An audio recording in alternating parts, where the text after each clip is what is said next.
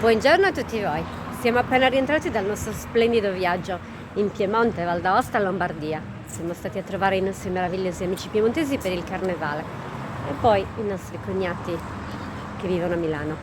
Bene, adesso appena arrivati in Sardegna abbiamo deciso di fermarci alla pasticceria La Dolce Vita, una garanzia di bontà. Andiamo a scoprire cosa ci offrono oggi. Aio, Benica di Conte. L'altra volta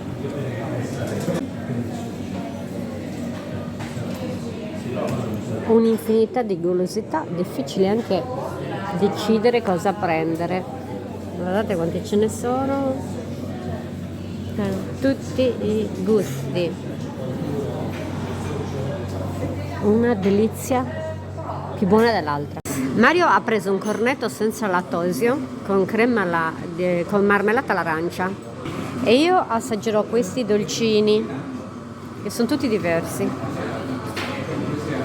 C'è un rocher al cioccolato bianco, questo all'arancia, guardate che carino, quest'altro al pistacchio, questa è una mousse al limone.